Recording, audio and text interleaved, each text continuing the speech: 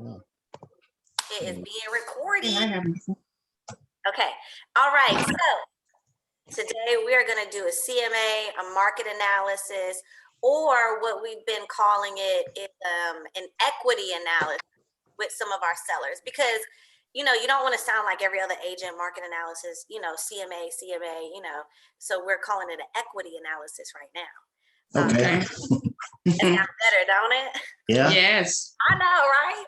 Especially right now. No, especially in this market. So what I'm going to do is I'm going to share my screen and we are just going to follow right along. Okay. All right. So this is the seller lead sheet that I use for my business, that I give you guys in the coaching program. So anytime I get a seller lead, or I plan on doing a market or equity analysis, I like to have this sheet because it's everything I need to know. Mm-hmm. So of course, seller information, new address, all that kind of stuff. But this is important, address. So what's the address that we're working on today? 5285 Mirror Lake Drive, Cumming 30028. Okay, so I'm going to ask you questions, basically as if you were like a seller lead. Okay. So Okay. that's the address. Great. And how many bedrooms and bathrooms is it? 6 and 4. Yeah. Okay. And is this like on a basement? Yes.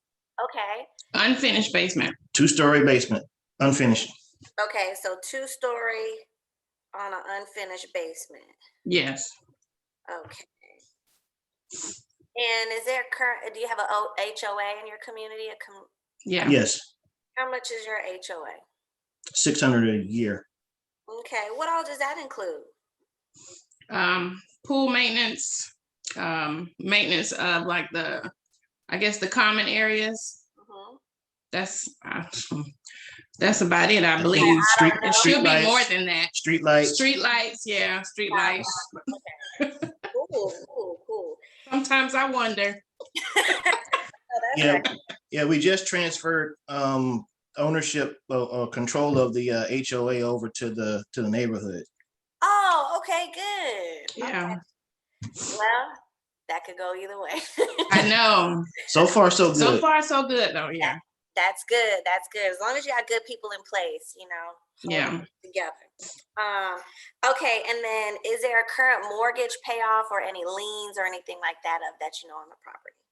Just the mortgage. Just the mortgage. Approximately what would that payoff be? 360, I think. Okay. All righty. And if you guys were real sellers, I'd be like, so we're looking to get this property sold. Why are you looking to sell it? We're trying to move closer to family. Closer to family. Mm-hmm. Okay, great. So in coaching, I always talk about going 3 deep, right? Why 3 times? So if you were to say, okay, we want to be closer to family, I'd be like, okay, that's great. Where is family? So we have family in South Carolina and we have family in Alabama. Alabama. My parents live in Alabama. They literally just left. Headed Yeah. Where about? They live in Calera. That sounds familiar. Where's that in relation to Montgomery? Don't know, but I usually go in 20 and I go 459 to 59. It's like by Pelham, Monticello. That's why it's familiar. Driving up and down 85 and 65 to when I was going to school. Yeah. Yep. So they live over there. Okay. And so why is it important to be closer to family? Well, my mom is in South Carolina and she's 84 years old. Okay. And so we want to be able to help her, help as much as we can, be a little closer so we can get to her a little bit faster. I gotcha. Okay. So we'll be moving closer to the South Carolina side is where we would like to be. Okay. So South Carolina side, closer to not in South Carolina now. But we're not going all the way back. Just that way. Yeah, that way. Yes. Okay. Okay. And so where's she at in South Carolina? She lives in Graniteville, which is in Aiken County. So North Augusta. Yes. So yeah, that's where I'm from. Oh, okay. All right. Yeah. We got an office over in Augusta. Okay. Okay. Yeah. Yeah, okay, good. All right. So when talking to the seller, you can't just really stop at want to be closer to family. You got to dig deeper onto that why Mhm. and that motivation, because later on we're going to tap back into that Mm-hmm. and it's time to sell, and maybe it ain't look, anything Right. can happen. We got to tap back into motivation because we got to Right. be closer to Right. mom, okay? Right. Right. And so the next thing that I would do is set an appointment. Okay, Okay. great. Thank you so much for all this information. I'm super excited to help you get closer to South Carolina, get closer to mom. Now, when's a good day? What's easiest for us to meet? Maybe 15, 20 minutes. I can take a look at the property and we can kind of go over what that equity analysis would look like. Is weekdays or weekends easier? Which is easier for you? Either late evenings or weekends. Yes. Okay, perfect. So let's say 6 o'clock on Tuesday. Perfect. Let's do it. Perfect. Okay, great. So the most important part of this sheet is set the appointment. Okay. Right. You don't have to know nothing about nothing. Just set the appointment. Motivation, set the appointment. I'm going to pull the tax records to Mhm. get bedroom square footage and all that. But sometimes all the time I like to verify because the tax records ain't always right. So you may have bought it, added some stuff to it, converted a garage or something like that. So we just want to make sure it matches up. So now that I've had a conversation with you, I'm going to go down to these next steps, put you into command, okay? And make sure I put in the address, put in your email address. I would have got all that up here. Mhm. Right. Put you into command. So then the next thing I'm going to do is pull up the tax record. So I'm going to open up another window. Now, in Georgia, we have two listing services, Georgia MLS and Mhm. FMLS. They like to Right. make it nice and confusing, okay? It should just be one, but there's two. Yeah. And they both essentially do the same thing. The thing about Georgia MLS is I just like Georgia MLS. Some people like FMLS. Georgia MLS is $20 a month, and typically it was like 20 and under, or pretty much all Metro Atlanta. Everybody used Georgia MLS, but FMLS was more like North Side. People use it North Side, but all KW use both, so it's kind of evening out. But there's That's always what I was gonna say when because my first job out of college was office manager at my uncle's brokerage, which is here in Atlanta. So I remember the Georgia MLS versus the FMLS, and I like the Georgia MLS better. me too. Also, yes, Me too. yeah, it seemed to give you more. It just seems to me it seemed to give more. And it is definitely good to learn both, but you kind Yeah, of have one that's your favorite. And Georgia yeah. MLS is my favorite. So we're going to Okay. pull the tax record from Georgia MLS. So you're going to go to CRS Tax Suite. So CRS is where you'll be able to pull the tax record. You could put up to 4 counties. So if you're not sure what county the address in, you could put Mhm. 4 different counties and guesstimate. Okay. So let's see, 285 mirror. So once you start typing the address, it'll pull it up. So you Okay. you see it, just click on it. And I would typically print 2 copies, one for Okay. myself, and I'm gonna staple it to my seller lead sheet, and then Mhm. another copy for my client in my listing packet. So they have an idea of what the public record says. Okay. So I would look for a subdivision, look like there's no subdivision, square feet. So we got 3964. So I'm gonna put that in. I know it's single family detached. So right now I'm just filling in the other missing information that's on this sheet. Right. I'm always looking to see if they filed homestead exemption, because if they have not, then I want to at least mention it to them for the next place. Like, please make sure you're taking advantage of that. Okay, and then also let me scroll down. So 2018 is year built, single family detached, and quarter of an acre. Okay. And this other stuff like district and ward and block and lot, you'll need for your listing agreement. Sometimes it's there, sometimes it's not there. If it's completely blank, then I'll go check FMLS. Okay, gotcha. But as long as I got most of it. Now, is Whisper Mhm. Point the name of the subdivision? Yes, it Yes. is. Okay, so sometimes if now typically it would have been all the way up here where it says subdivision. Mhm. But you know, tax records ain't perfect. So typically down here in the legal description, so this is saying lot 230, phase 2, Whisper Point is what it's looking like. Yep. Mhm. Yep. See, That's I it. did do construction for like 12 years. So okay, so this is Whisper Point.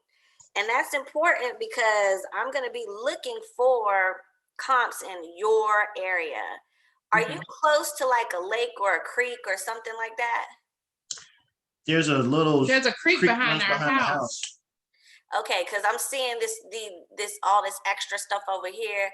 So I'm Mhm. like, there might be some water around there. Yeah. Okay, so all right, so we got the creek in the back. All right, so now that I pulled the tax record, the next thing I'm gonna do is go to Mhm. so basically I got all the general information. So now I'm gonna put this disclaimer out there. Okay. There's no one way to do this. There's no one way to do this. Everybody has their own style and which way they like to do it. This is just how I like to do it. And Mhm. at the end of the day, this is just a guesstimate.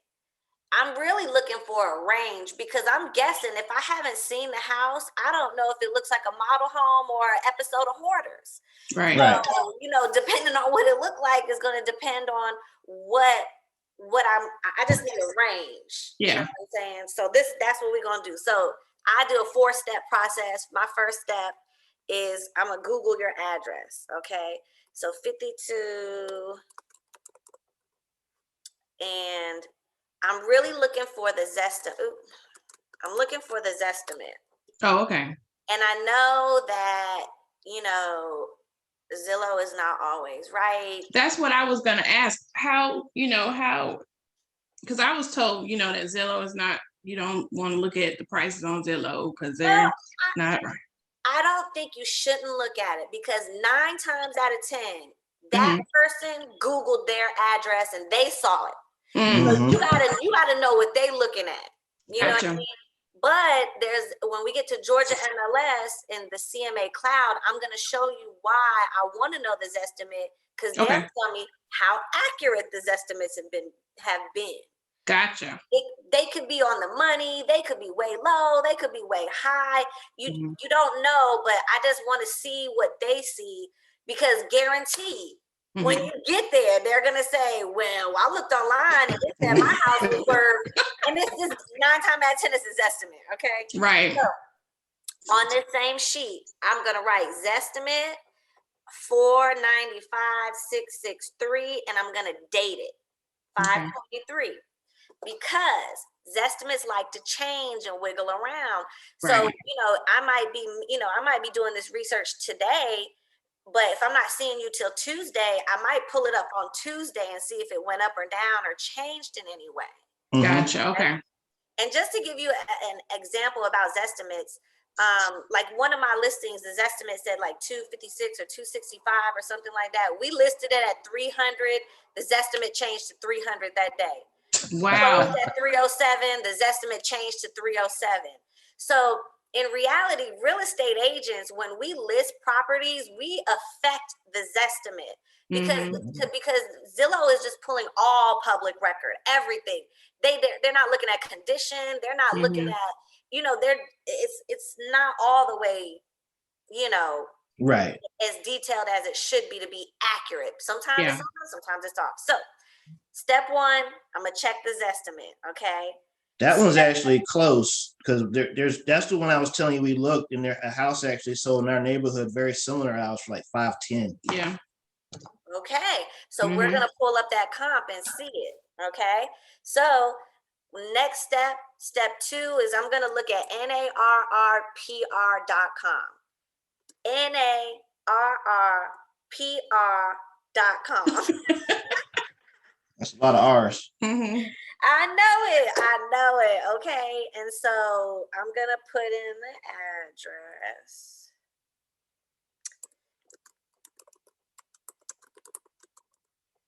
And see what they say.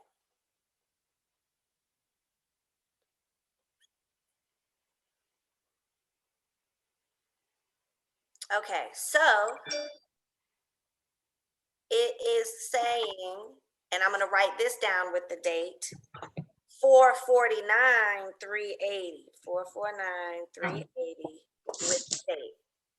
And there's stars on it. So out of 5 stars, how confident are they in that score? They're feeling really confident. It could go from 404 to 494. Like there's almost $100,000 gap.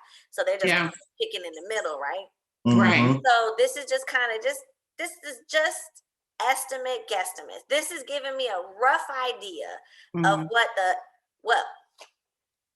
all those websites pull public information. This is I'm getting an idea of what's going on. So now I'm gonna go into FMLS. Step 3. Okay. FMLS.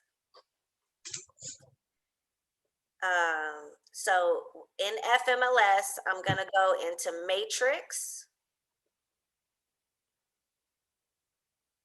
because I just want to see if there's anything different than MLS. Because the last place I'm gonna do is MLS, and that's where I'm gonna put my actual report together. Okay. So I'm gonna go to search residential. It's single family detached. I'm gonna go ahead and put the address in here. And as I'm typing it, it should pop up. So you just click on the pop up. And I'm gonna start off with a 1/2 mile radius around the address. Okay.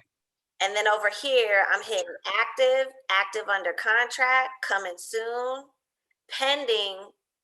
So basically active under contract, coming soon. That's what's out there on the market. Pending, it's under contract, and then closed, it's already closed. Okay. So right now we got 10 matches. That's good for me. So I'm gonna hit results and let's take a look. So I see it's all in the same subdivision. Yep. Okay. And we have a range of bedrooms and bathrooms here.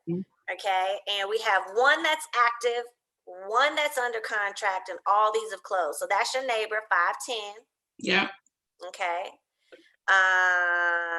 390. Yeah. I'm also looking when it's closed. So some closed end of last year or like mid last year, end of last year. And then you see the prices going up, right? Yeah. 2021, they're starting to go up, right?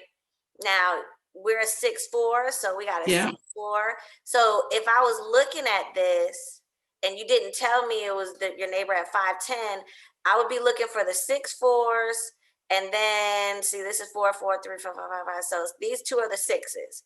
Okay. So I'm gonna take a look at the one that closed. Very nice. So before I look at all the pictures and stuff, I like to look at private remarks. I want to see, is it investor only? Is it, what, like if there was any, private information about the property or, just, you never know what could be on here, right? Right. So this is just typical stuff. So, okay. Original list price was $465,900. They went under contract, 5 days on the market, 5 days cash. Wow. 510, no closing costs. They got 109%. Cash. Ooh, that was good. They went under contract on 4/12, closed on 4/29. Wow. Great. Man, that was good.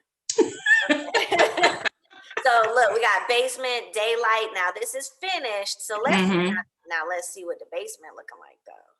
Because if the basement is finished, let me make this bigger. That's not what I wanted to do. Okay, so it's nice, very nice. Looks like a model home, very Yeah, nice. it does. It really does. Very nice, screened in porch. That's nice. That's what I want. That's nice. Oh, nice kitchen. I'm like, do they live there? That's a good question. It is. But you know what, my friend, yeah, look at the pantry, they live there. My friend Cheryl, her house is just like that too. She's a real estate agent and she's like an interior, she just bought the house and it looks like a model home. And I'm like, girl, I still got boxes from 3 years ago. For real. Okay, like, yeah, this is not in my forte, design. Mm. Man, Oh, I love that. closet goals. They took a bedroom and turned it into a They closet. sure did. I bet it's the I one bet we're it's sitting this in one. now. Yep, the one that we're in. Because is that our model?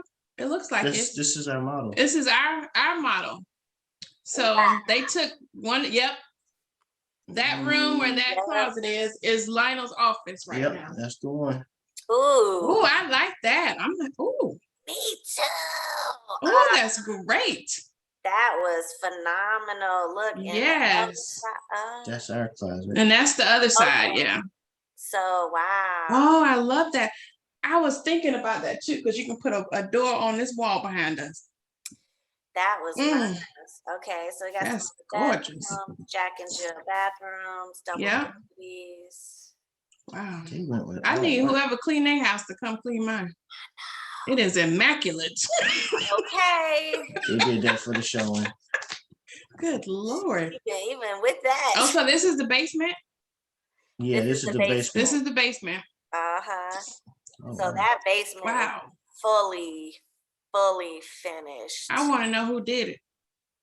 I mean, we talking about smooth ceilings, recessed light, Oh man, it's gorgeous. trim. They left the door there. Mm-hmm. I Wow. know, that looks great. Okay, gym. Okay. Wow. Nice flat backyard. Mhm. Okay. Okay. So this one was that's nice. So this one was Mhm. 510, finished Okay. basement, all that. Started at 465 though. Started at 465. So when we talk about listing a property, when you're talking to sellers, the list price is like the starting line. Okay. Sales price is the finish line. Okay. So, you know, for that house, they might have been like, oh, well, I want to sell for 500. Okay. But the list price is the starting point. You know what I mean? And that's how, you know, and it was cash. So, yeah. Oh. So now I'm going to take a look at the other 6-bedroom, which is pending right now. Okay. So when we say pending, the list price was 485. Mm-hmm. We don't know what it's closing at yet. Gotcha. All we see is the starting line price. Okay. Okay. So buyer financing fell through, agent owner. Okay. So I'm looking for basement. This has none. No basement on this one. Mm-hmm. Original list price 475. So she went up 10,000. Okay. So this is what probably happened. They listed it, went under contract in 2 days. They probably went under contract because it says original list price 475. They probably went under contract for 485. Mm-hmm. Because when the appraiser goes to pull up the listing to do the appraisal on it, it's easier to match the price to the listing than if it was like, oh, 465 and it was 510. Now they got to justify this increase in price. But if Right. it said 510 and they're just like, okay, we just justifying list price. But that one was cash, so it didn't even matter. No appraisal on this one, but this one's probably financing. So it's probably financing. It probably is around 45 they went under contract with. Probably no closing costs. Let's take a look. Let me get a nighttime photo. Okay, cute trim. Okay, Oh, Wow. okay. They've done some things. Seriously. That looks very Closed off. nice. The dining room. Wow. Kitchen. So it's same floor plan? Yeah. Yeah, But they closed off the dining room Ah, okay. to Okay. make an extra room. Yeah, they closed that off. yeah. Yeah. Okay. Cute. Okay. Wow. Oh, they they went took with the the- cabinets up. They went with the hood and Oops, used oops. shelves. Use shelves instead of cabinets. Yeah. Let me go back. I don't like that. You don't like that? I don't like my stuff visible. I know it looks like one of those like Better Home and Garden magazines. It really does. Yeah, that's exactly what this. Yeah. But look, I love Jeez. this fridge, this double oven fridge. Yes. Those Oh my gosh. lights, pendants, Yeah, that side is the same for us. stone But- fireplace over here. Yeah, that's next on my to-do list. Uh-huh. Wow, it's beautiful. Oops. Some owner suite. Mhm. Baby room. I just want to know who cleans for these people. I Oh don't my gosh. This was just for the photo shoot. Jesus. Cute. Oh, that is cute. Oh, my son Oh, would love wow. that. And it's got the little curtain. I love that. Aw. Where is that? It looked like one of them bedrooms upstairs. Whichever one had, it might be the opposite Jack and Jill, because that's the Oh, baby could be. Yeah. Yep, that's exactly. That what it is Got this awesome. window over here. Yeah. That's awesome. That's the one on this side. No, both the windows on that side. Yeah. Mm-hmm. Toy room. Jeez. Babe, we need to go and start selling some houses so we can, upgrade our house. Okay. Yeah. And then they redid their patio floor. Cute. Huge backyard, very good lot sizes. Mhm. So let's say 485-ish on that, Mhm. okay? And then what's active, even though it's a 5-3, it's AKA the competition, right? Okay, gotcha. So I like to look to see what's active, because if they come out there, most likely they're gonna look at both if it's in the price range. Right. We got 465. This is a 5-3. I'm looking private remarks. No good info there. Basement full unfinished, so Mhm. similar. Original price 465. 4 days on the market. Let's see what they look like. I love that. The little porch or Yeah. the deck on the front. Yep. Yeah. I don't know if I'd ever sit out in the front, but it looked cute from the street. So there's this empty, kind of, like not as highly decorated Mm-mm. as the other one. Different floor plan.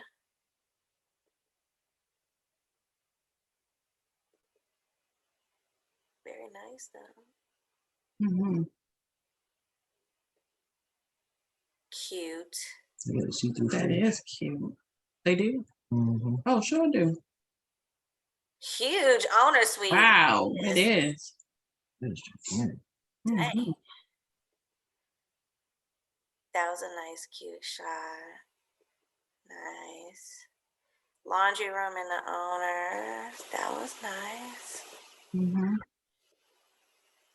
Okay, girls' room. Mhm. Boys' room. Uh-huh.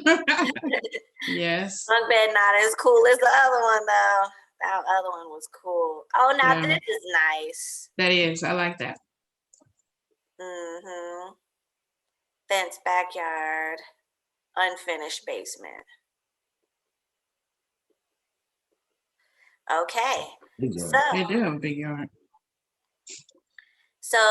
essentially, like these three are kind of like what I'm looking at. These. Okay.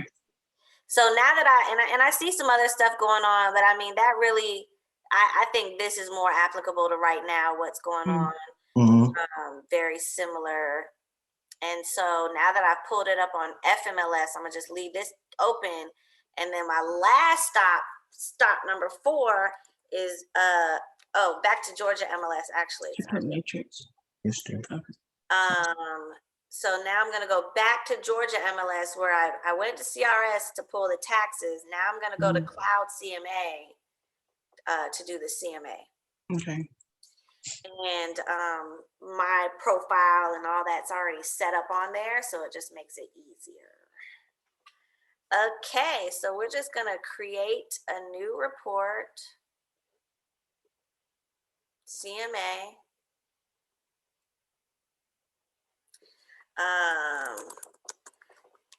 Put your client's name.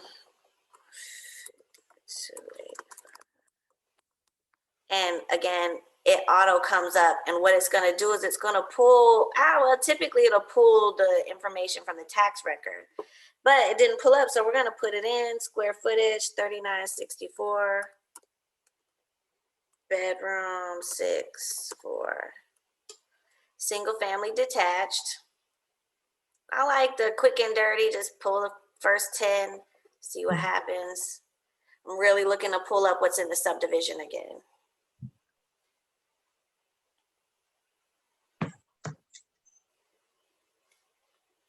So what we have here is, this is the map, okay? So this is showing, what's around in the area, but I really just kind of want to focus on the neighborhood. Okay. Here. So these red ones have closed, right? This one has sold, but it's not checked. So some are checked and some are not checked, right? Right. So we're looking for the ones that are checked. Now, let me just look at these addresses real quick. So 510, this one was the one on the slab. This was finished basement, unfinished basement. So Mirror Lake, Meridian, okay. So 510, I want to keep that one. This 365, I'm taking that out. Okay. 400, you can hit details and adjustments and it'll pull up the info. So slab, this is on a slab, sold at 400 last year. I don't think that'll really is what I'm looking for. And over here is giving you kind of like averages. So I see 390. I already know 390. This is again, now this is on a basement. This sold last year. I don't know why it sold for so cheap. It sold in January. Because it's on a basement.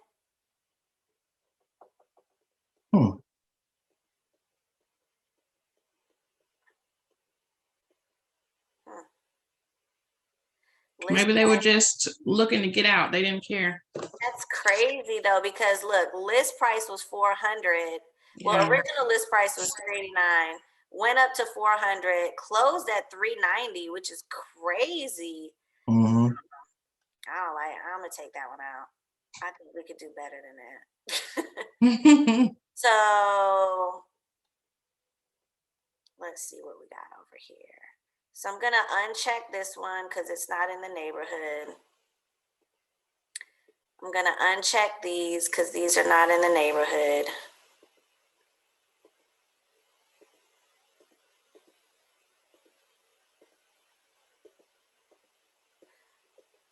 Oops.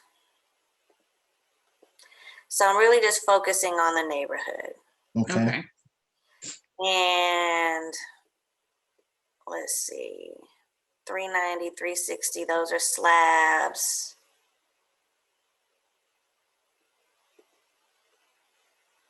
Hmm, 495, 485. So Meridian Pass, is that not on here? It's the one at the top. 5260. Oh, it is there. Okay, so which one am I missing? 485. So Hemlock Circle? I think I took that one off. Yep, there's 5485. Yeah, but Hemlock Circle's Oh, not 45. there. Yeah, right. I don't see it. I don't see it either. Okay. So based on this information, my range over here, we have, this is active, but this one is on the unfinished basement. Mm-hmm. So competition right now, 465. Over here,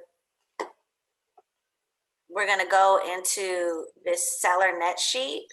So if you hit this drop down, it'll pull all these out. So right now, if I had to guesstimate, if I had to guesstimate,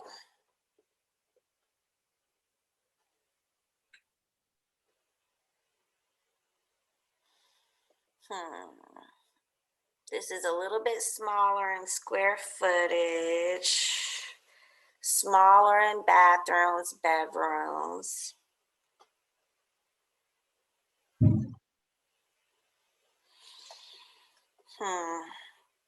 In my mind, my price range,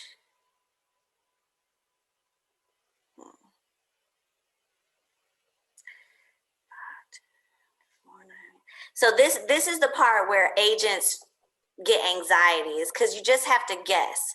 So in my mind, I'm just running numbers to see which one feels good. You know what I'm saying? Yeah. Because I need a starting point. And right now, this is the competition, right? So it's smaller in square footage. It's a little bit older, unfinished basement, 465. There's nothing else that's on the market in that, you know, in the neighborhood that's like that. We got one pending at 485. In my mind, I feel like my starting point would be 489. Okay. Number that's coming to my head. So if I say 489, you know, this is where we're essentially where we're starting.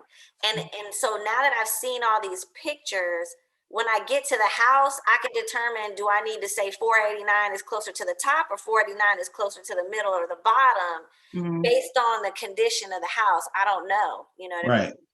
So now when we go down to expenses, the first expense is going to be the mortgage payoff.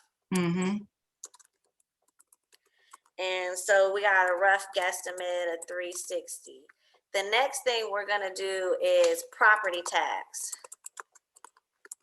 So I'm going to go back to the tax, and it's, let's say it's June right now. It's pretty much June, right? So if we're taking these taxes, 4150, clear, 4150 divided by 12, I just want to know what it is per month.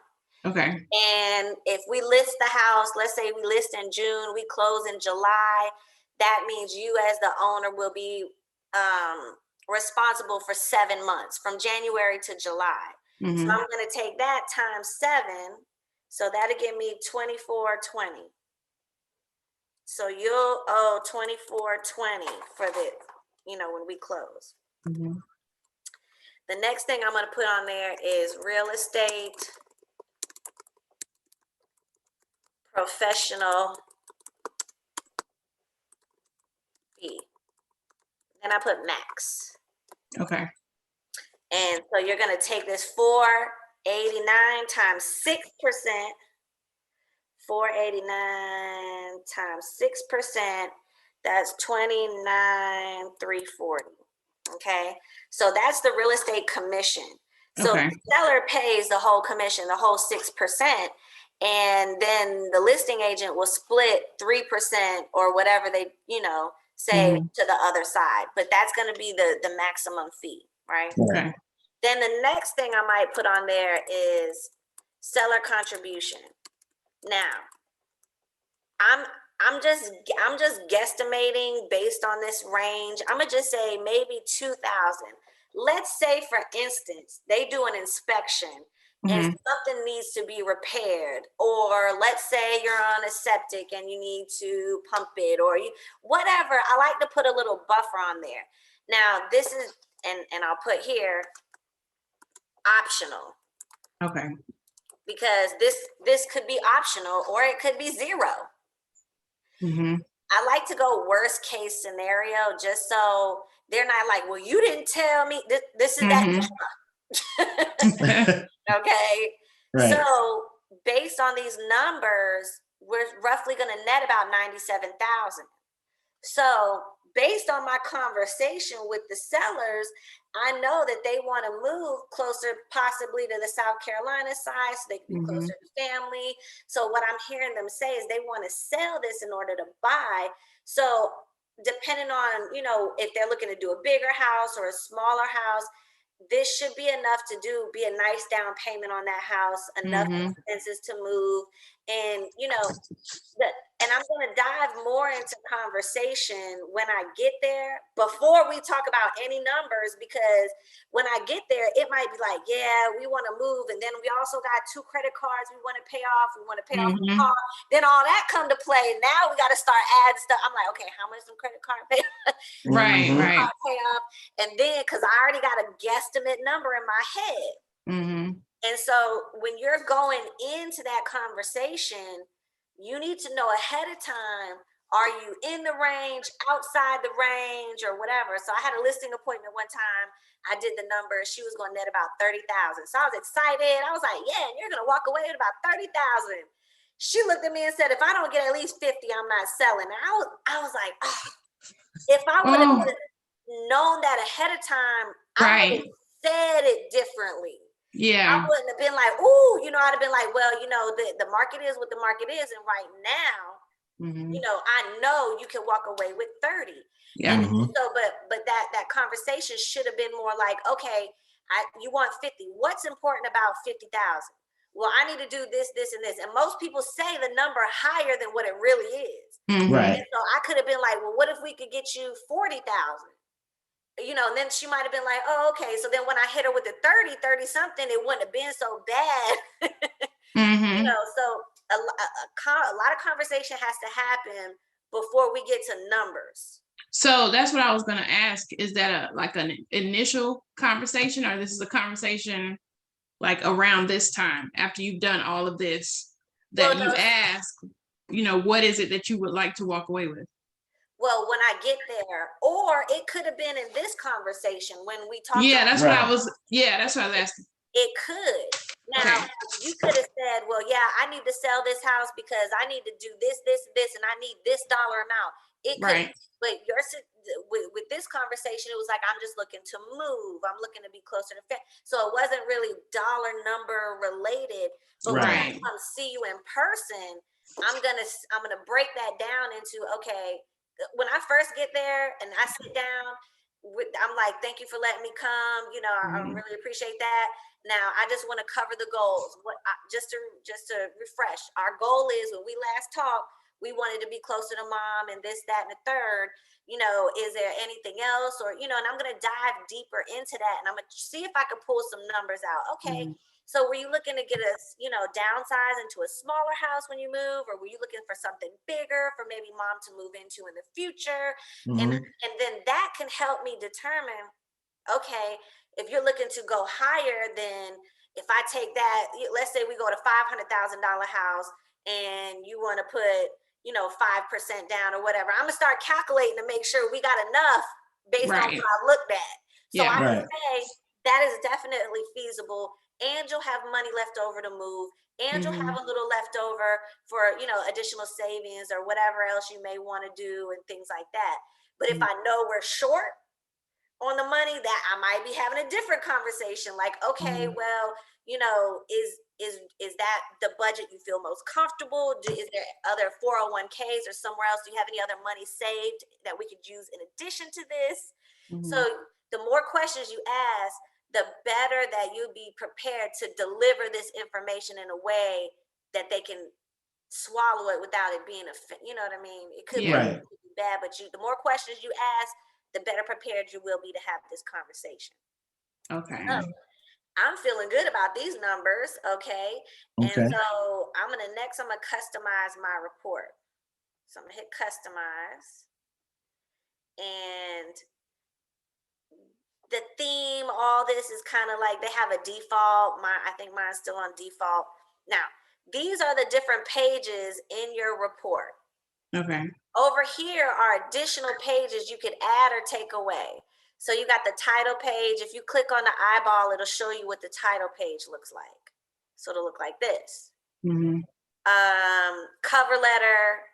So, I was like, I don't have a cover letter. I guess I got a cover letter. Okay. So there's the cover letter. If I didn't have a cover letter, then I would just hit this and it will go away and go back over here. Okay. Agent resume. Do I have a resume? Nope, no resume in this one. But if I did and I wanted to add it, hit the plus sign, it'll go here. So you can add and take away whatever you want your report to look like. I have a map, comparables. When I do the listings, I do the photos plus the other photos. I want you to see all the pictures of those houses on the inside. You know what I mean? Because we're talking condition on condition, and you can see the one that was staged, the houses that were staged and well decorated versus the one that wasn't giving you the same ooh and ah feeling, even though you know that the staging stuff doesn't, or the furniture doesn't stay, but it gives you a different vibe. Right. So do you put money into that I don't. to have it staged? Okay. I personally don't, because in this particular market, every house should almost sell. Yeah. Now, prior to, there's been times where, I've had people rearrange some of their furniture in their house, or had them take some stuff out, or maybe we added a little something. But, the higher end properties, the more you may want to, dive a little deeper into that. Now, the one that's most important is online, not most important, but this is the one why I picked up this estimate. Online evaluation analysis. Now, typically it's over here, but I use it so much that it knows to put it over here. Okay. But it's online evaluation analysis, and it says, where's my thing? Where are my comparables? Where is it? It shouldn't be blank. It should say, how accurate is this estimate? Let me take it away and add it back in. That's weird. It typically says, let me save this one. I'm going to go back and show you a different one. But it typically says how accurate is estimate, and it'll give a percentage to say. Yeah, so these popped up. So this is saying average price to sale list price to sale. So everybody's selling over closing for more than what they originally listed for. Right. So average list price 453, average close at 475. Everybody's getting over 100%. Average 3 days on the market. Let me customize and see if it'll pop up. I mean, publish.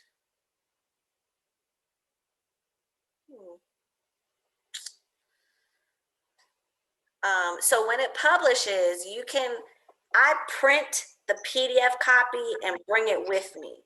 Okay. Usually leave it there with them. Some people want you to email it. Now, there's a live link that I will email after I've been there. I don't email it before, because if I send it to you before and you don't like those numbers, you're going to cancel our appointment. Yeah. And we're not doing that.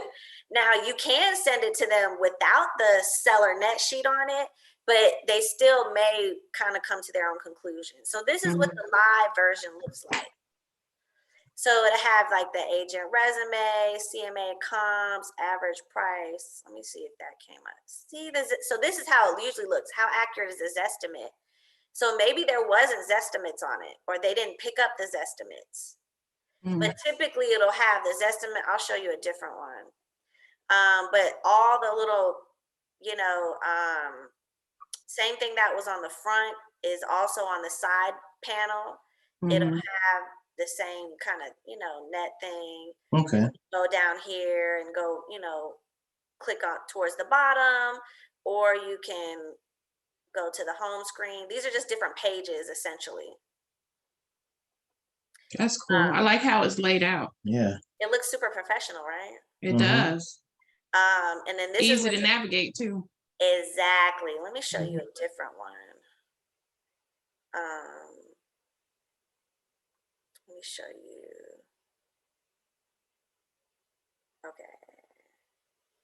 Okay, let's do this, Sharon. So this is the PDF version. So this is the cover page, map of listings, kind of what we just looked at. Right.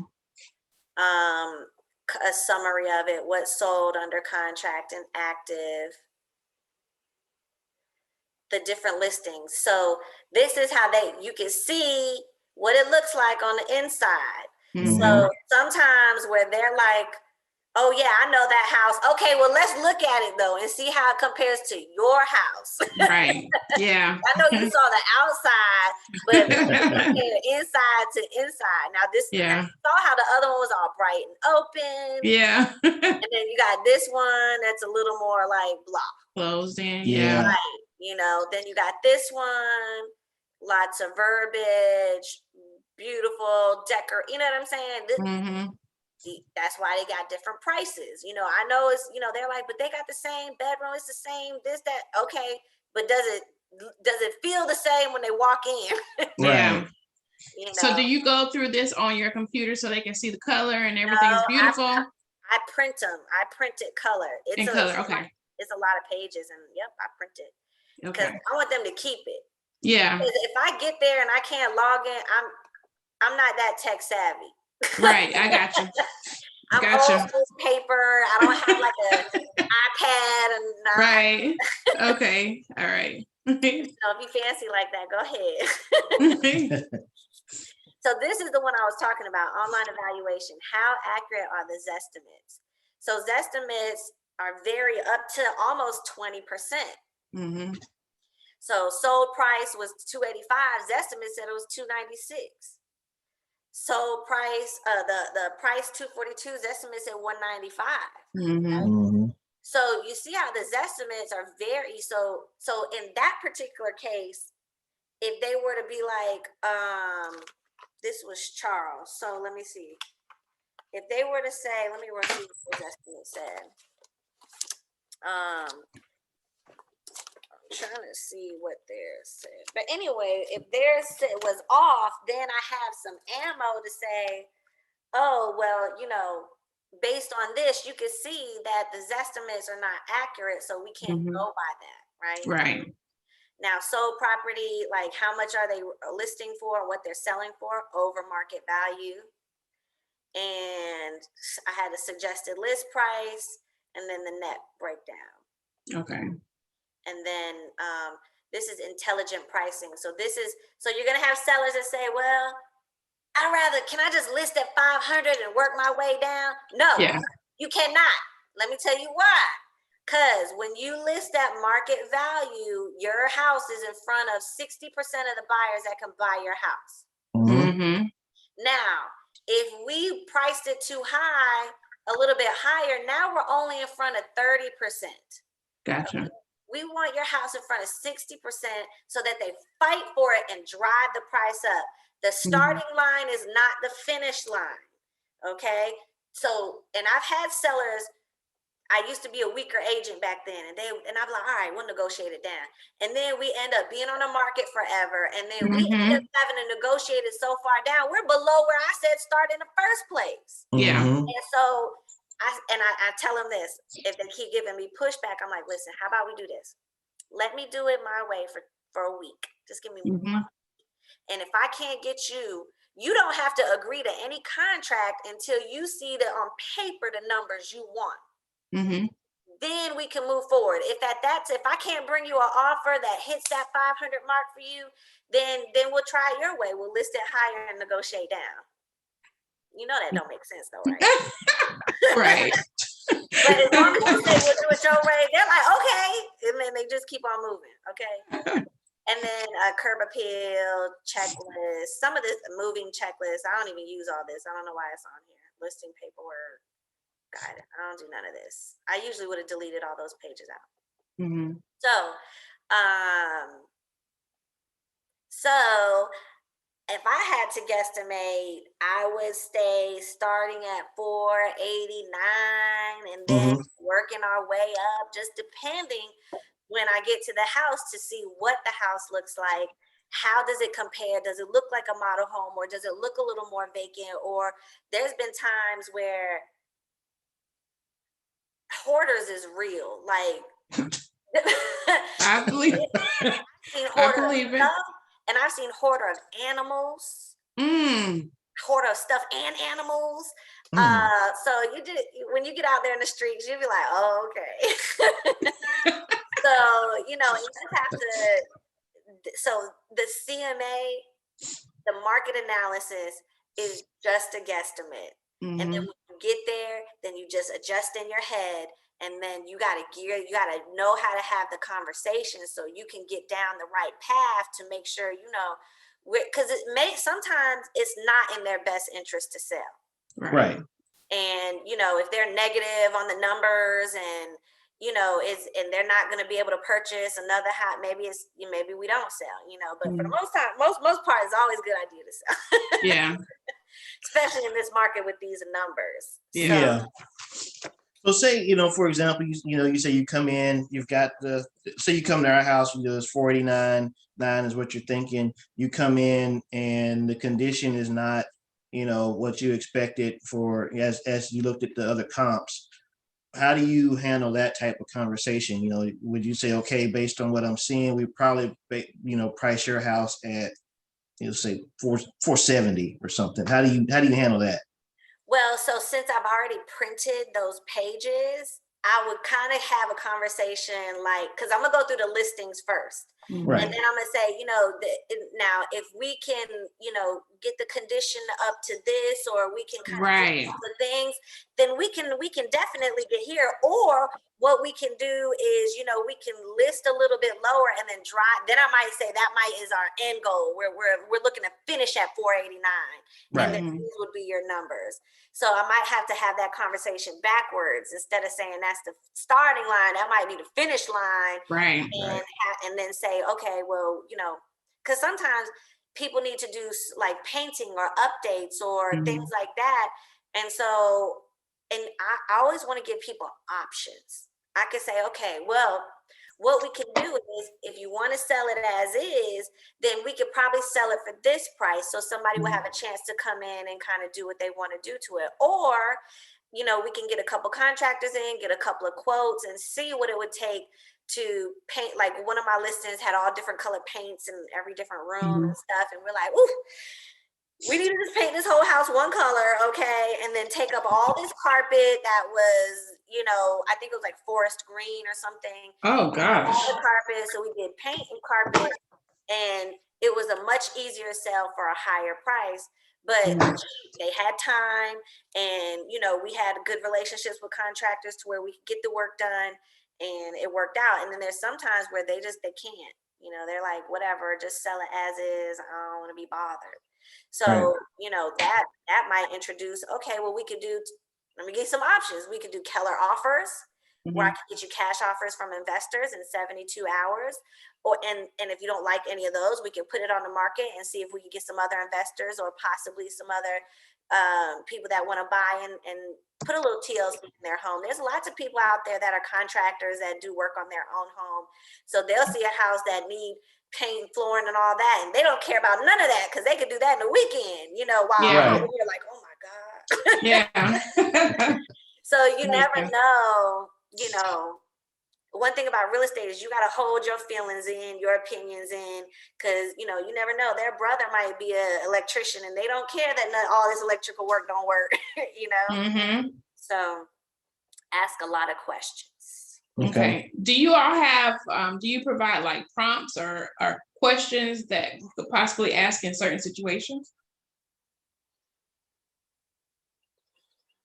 What do you mean?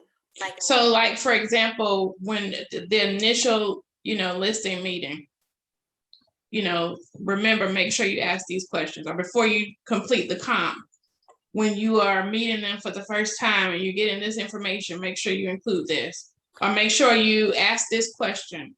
Or if you walk in the house and it's, you have, your comp price there, or your suggested, list price, and you walk in and it's like, it's a horror movie. Some questions or some things that you could possibly say, that doesn't sound insensitive, but doesn't sound like you are throwing your opinions at them, but just a way to have that conversation.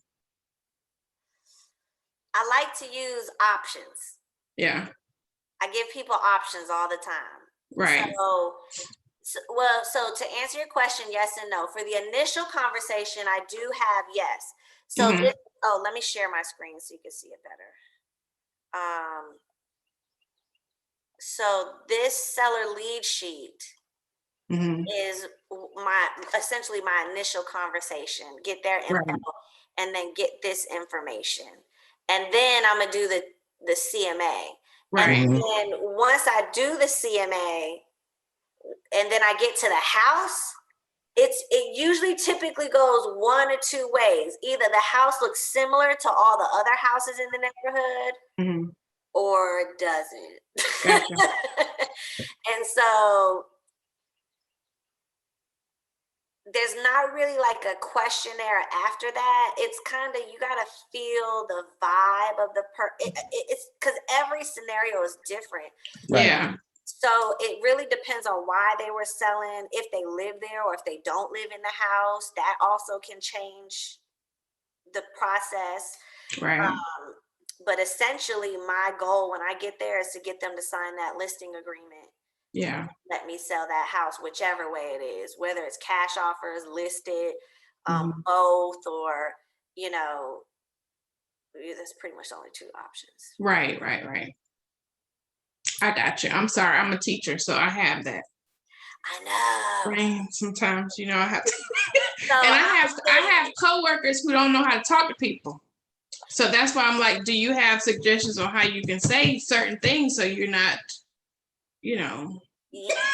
So yes, that's gonna come with script and dialogue practice. Gotcha. Okay. I was telling your husband, I send her the link to the morning stuff.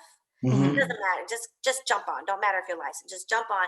And the middle one is script practice. That script and dialogue practice, because it's kind of like you're memorizing like a script, like an actress, but it's improv at the same time. Right. Gotcha. So it might start off like it did on that paper, but it might go a whole different direction. Yeah. Essentially, it's like listening to the scripts and then, practice saying them. And eventually you'll start to just remember things, because most of the time it boils down to a handful of objections. Right. With sellers and or buyers. Right. So with sellers, objection most of the time is commission. How much do you charge? Okay, well, you have to have like 4 or 5 different ways to battle that conversation, depending on who you're talking to. Another thing might be with the list price. I want to list up here, but we really need to be here. You got to have 3 or 4 different ways to handle that. So when you engage in the daily script practice, because they do it Monday through Friday, just 30 minutes, and then we do them Mondays at 9 and Thursday nights at 6.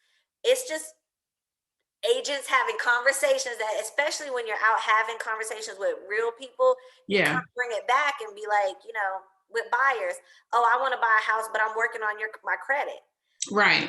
And so what would you say? So what is your, how are you going about working on your credit, basically? Not in that way, but what are your plan? Have you laid out a plan? What is your plan from getting to where you are right now to home ownership? Right. And most agents, that's their first question. Yeah. My first question is, what's your credit score? Okay. because it might be good enough to buy a Yeah, house. that's a What are good we one. working on? What are we working Right. on? Yeah, that's true, because sometimes people think that they can't afford it or they won't get approved when they actually will. So yeah, that is a great first question. Exactly. And so the thing is they're like, oh, well, my credit score is a 670 and I'm trying to get to a 700 for what? Right. Let's go buy this house and stop We can get playing. one now. It don't make no lick of difference between that and that. Right. You know, so having those practicing having these conversations will help you get through, I guess, trying to answer your question, what questions to ask. The more you hear it, the more you hear conversations, the more you know what to say and when to say it. Yeah. So in a situation like that, so say the credit score is 670, or they're saying, you know, okay, I need these, I don't have a decent car, but I want to buy a house and this and other. Would you then say, okay, one thing you really don't want to do while we're going through this process is buy a car or do heavy spending on your credit card, or, you know, do you have those conversations with them? Yes and no. I don't. Okay. I don't typically say you don't need to do something. Right. I'll say you have choice here. Right. If you buy that car, that's a debt. That's right. less house or no house that you can buy. Yeah. If you buy the house first, that doesn't make no effect on whether or not you can buy that car, because by the time you buy that house and it hit your credit report, you be riding in your car and paid 2 payments already. Yeah. Right. So if I'm like, how long you been without the car? Can you, like, is it feasible? If you, you know, so I would just give them the options and let them know, you know, these are your options, and then you can choose what's best for you. And I've had people like, my car literally just broke down and we're out there like looking at houses. Yeah. They have to buy a car. And so that decreases how much house they can buy. Or there's one guy, we had him renting a car for like 3 or 4 weeks. Oh, wow. Okay. To close it. And I was like, I'm so sorry you wrecked your car, but you cannot buy. If you want this house, you can't buy that car. Right. You better Uber, Lyft. Yeah. I don't care what you do, rent a car, but you cannot purchase any. Right. Okay. Right. But back to, I guess, the one question we're talking about, you know, with the credit score, they say, hey, my credit score is 670. You're like, well, you know, you do your approach of, you know, that's a good credit score to go out and look at the house. Can I set you up with talking with a financial person? I wouldn't say it like that. Because if you say, can I, essentially I stay away from yes or no questions. Okay. Gotcha. Okay. That 50-50 chance, they're probably gonna say, more than likely they're gonna say no. People just default to say no. When you walk into the store and they're like, hey, welcome, do you need any help? You say no. Yes. But you might, but you just say no. Can I buy? No, you ain't got it. No, like a default answer. So you want them to say no, don't ask a yes or no question. So if they were to say, oh, I have a 670, I'd be like, wow, that's amazing. You could buy a house at a 580, 640 and above, you get a better credit score and you qualify for more programs. So why don't we do this? Let's go ahead. I'll have the lender call you and they can tell you what you qualify for right now, what your interest rates would be. And then you can ask them, hey, if I bump my credit score up to this, what difference would it make? And the lender will let you know it ain't gonna make no difference. Sometimes they don't want to hear it from me, which is fine. Right. That ain't my forte. I do the house. Right. Exactly.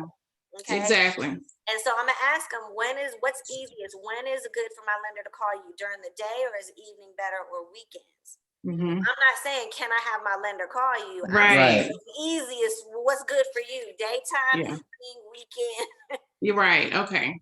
And so they gotta that makes sense. know it's gonna be hard for them to turn around and say, well, no. And then if they say, well, no, I don't want it, then there's another objection. Okay, well, since the credit score is great, what else do you think is holding you back? I ain't got no money. Well, you got a good enough credit score, you don't really need the money. Right. You can qualify for down payment assistance programs right now. Or how about I turn you into a cash buyer and we do rent to own? Right? Give you plenty of time to work on. You can get up to 1,000 if you want to. Right. But if that makes you feel good, let's make you a cash buyer, do rent to own, and still get you in your house that you want. Right. Okay. So that's good. Closer to South Carolina by your mom and your family. Yeah. So right. You know that motivation. You just throw it in. little Yeah. sprinkles here and there, because then that takes them back to why they're doing this. Right. Yeah, that's good. I like that. Good deal. Yeah. So Oh. when can we get access to that that sheet? Oh, okay. So let me go ahead and I'm gonna stop this recording. I'm gonna save it. Do you want to stop?